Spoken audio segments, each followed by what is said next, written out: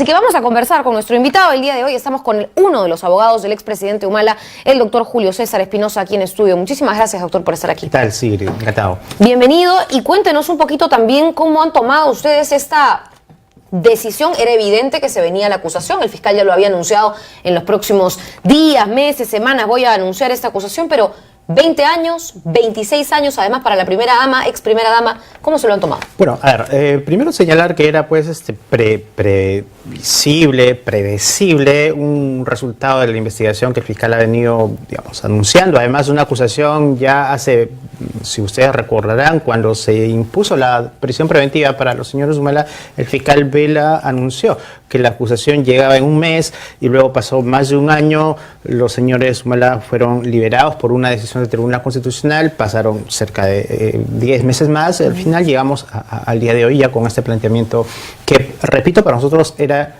previsible.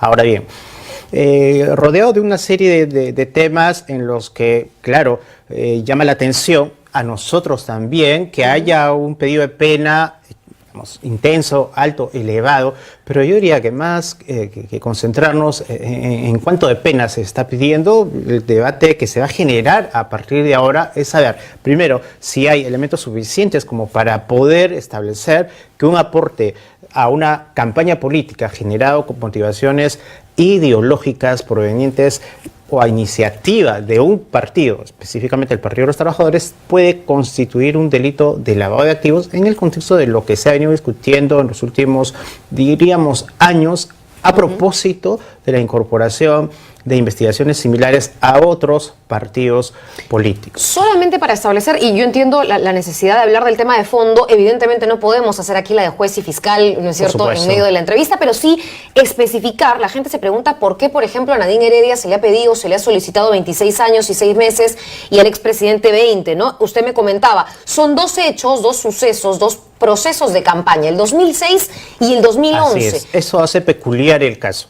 Son dos campañas políticas y la complejidad del mismo, digamos, tiene un efecto en la determinación del quantum de pena, del monto de pena, pero además la diferencia radica en que, según la hipótesis fiscal que nosotros le hemos venido conociendo durante todo ese tiempo, a la señora Heredia se le imputa como hipótesis, además de la recepción para las campañas, haber supuestamente convertido o dispuesto de parte de ese dinero de aporte para campaña para fines privados. Ejemplo, para cancelar su vivienda, que es un hecho adicional y que no se le imputa al expresidente Humala. Eso marca la diferencia. Acá dice lavado de activos en la modalidad de ocultamiento, ¿no? Eso es lo que se le añade a Nadine Heredia para una pena y allí mayor. está, por ejemplo, también como otro de los datos, el uso de la tarjeta de crédito adicional que también se imputa en conexión con la conducta que se le atribuye a la señora Rocío Calderón.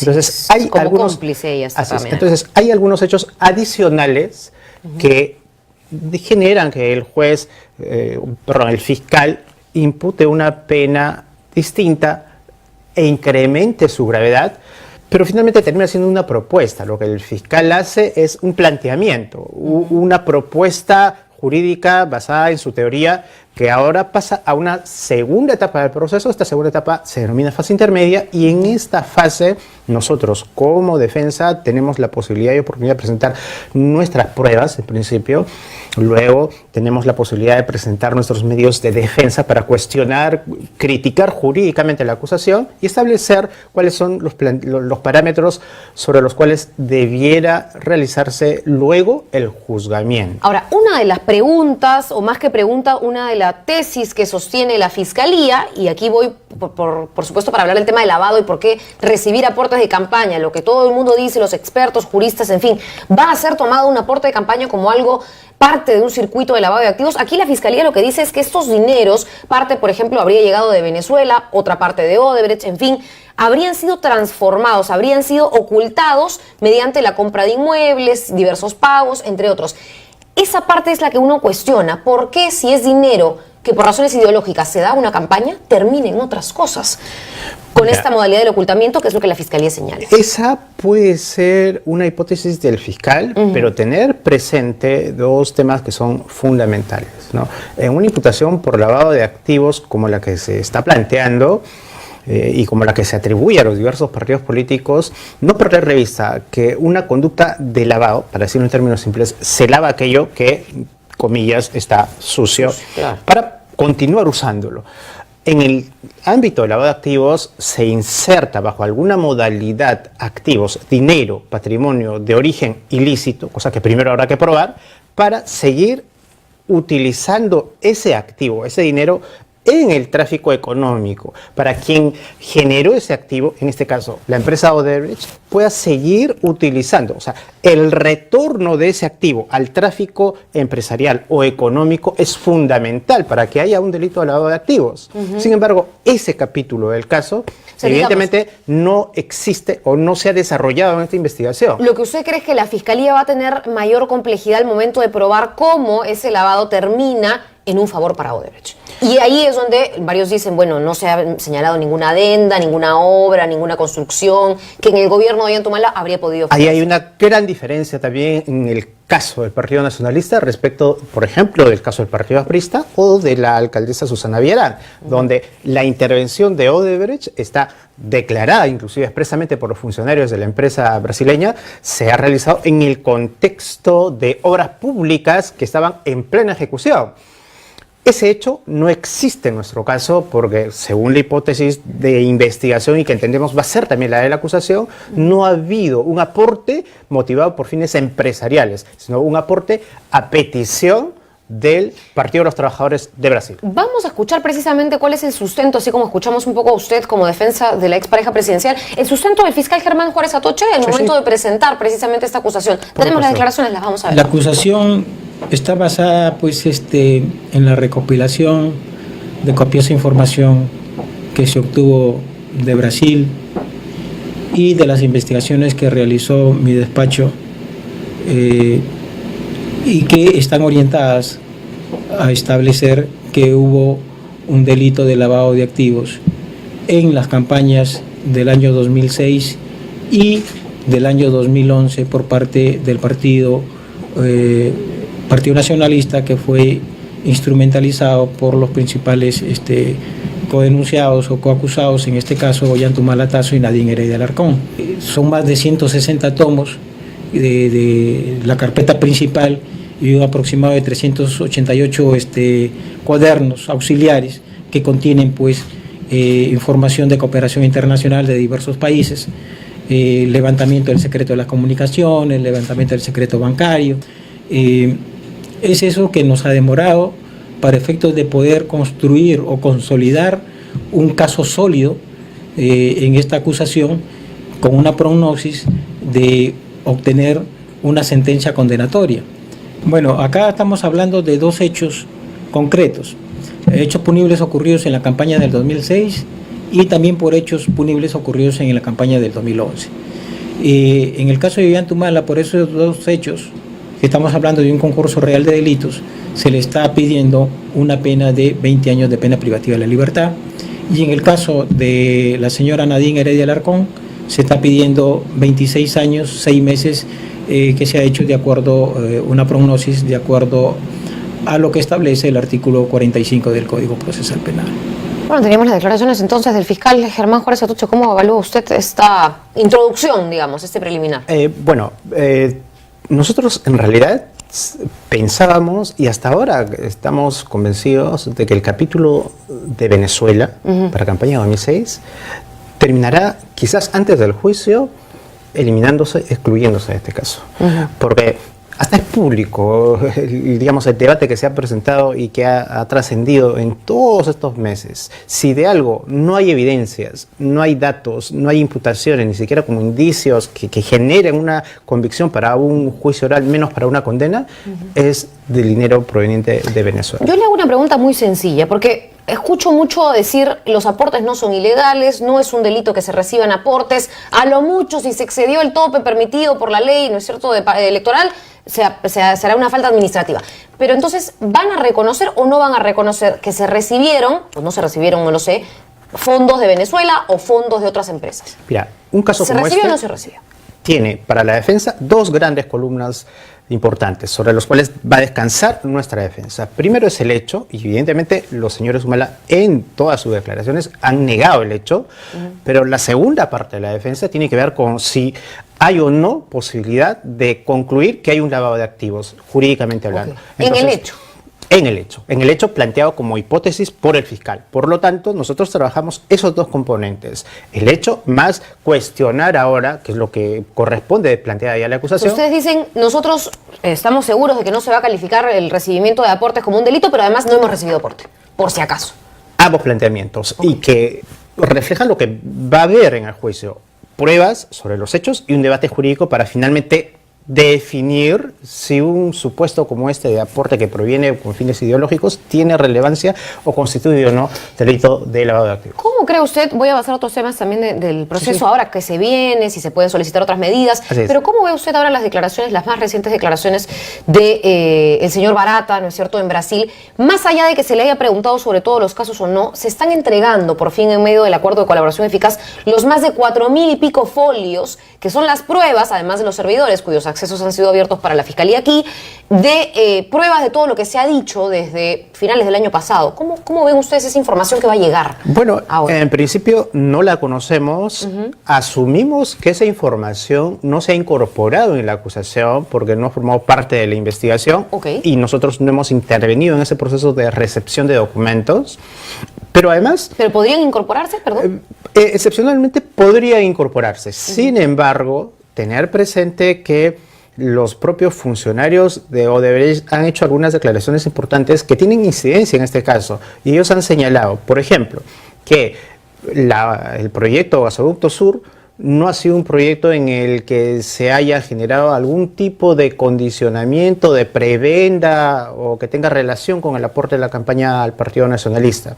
Además han señalado ellos que y este es el dicho del propio Barata ante el fiscal Juárez, que durante el gobierno del presidente Humala ellos se sintieron bastante perjudicados por varios otros proyectos que ellos no ganaron, que ellos perdieron en licitaciones públicas, repito, durante la gestión del presidente Humala. Por lo tanto, nosotros asumimos esta información como datos que periodísticamente pueden tener cierta relevancia, pero en el caso concreto habrá que ver el contenido de la acusación y esperar que esa información, si es que ha llegado, se incorpore siempre que se haya obtenido de manera legal.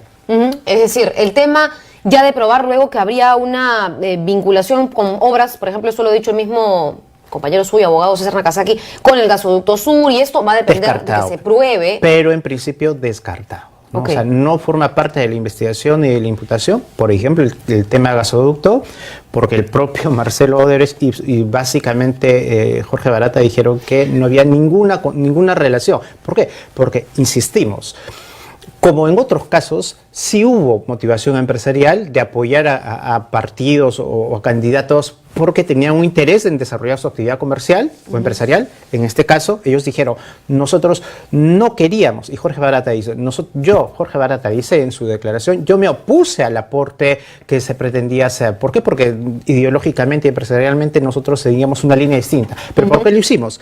Por petición del Partido de los Trabajadores. Hay un tema ahí que me parece interesante y es lo que ha pasado con, perdóneme que nuevamente le pregunte, pero es que ayer vimos en la prensa al señor Nakazaki y él decía, ¿no es cierto?, que habían pedido, bueno, ya fue declarado improcedente, pero habían pedido excluir, ¿no es cierto?, un testimonio de un colaborador eficaz. Y esto lo tomó el juez Richard Concepción Carguancho y dijo, es improcedente, el testimonio va, las pruebas van, y un poco qué prueba va y qué prueba no va, que va a ser decidido finalmente por el juez. Pero mi pregunta es, ¿a raíz de qué se está pidiendo esto? Porque lo que ha dicho el fiscal es que todos los acuerdos de colaboración eficaz que se cerraron antes de que se termine la investigación, en la primera etapa, por más de que sigan dando evidencias, como se firmaron antes, igual van a valer. Claro, nosotros lo que cuestionamos en su momento, estoy hablando fines de enero de este año, es que concluida la investigación, y esto es un dato que nosotros lo hemos reclamado, lo hemos cuestionado legalmente, concluyó la investigación y nosotros como defensa le presentamos al fiscal un paquete de documentos importantes con evidencias que venían de fuentes extranjeras, que la defensa la había obtenido.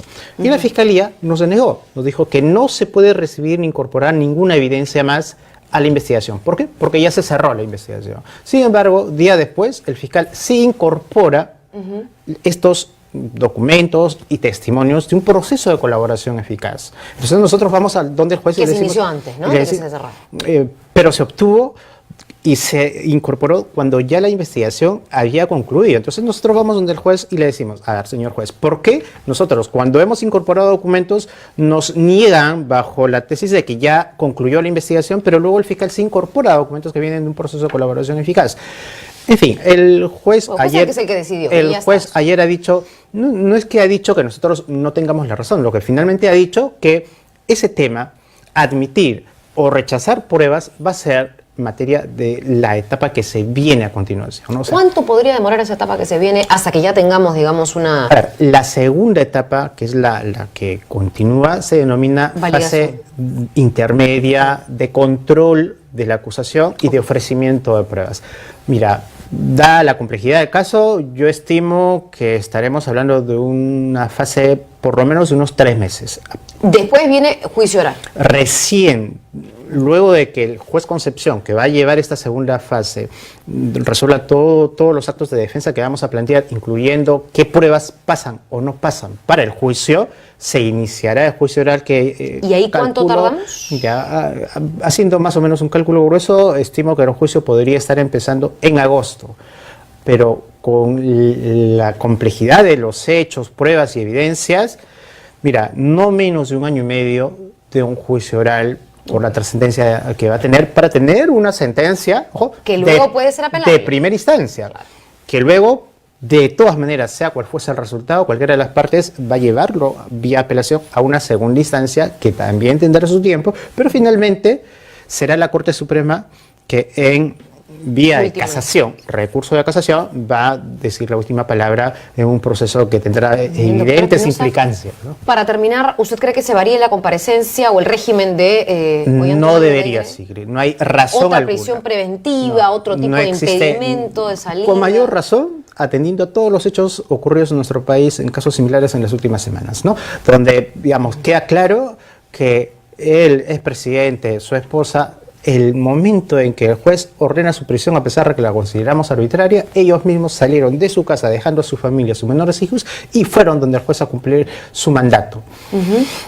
Y los demás mandatos y restricciones que se han cumplido escrupulosamente no justificarían ninguna medida adicional, porque ellos, como cualquier ciudadano de a pie, cumplirán con su responsabilidad y obligación de acudir al juicio oral cuando éste se inicie. Bien, doctor Espinosa, le agradecemos mucho el haber estado aquí. Encantado. Sin duda, miramos con ojos expectantes, muy atentos a lo que va a suceder en este juicio, en esta nueva etapa. Finalmente va a marcar no solo la historia del país, sino la historia del resto de casos que se vengan seguramente. Gracias a Julio César Espinosa.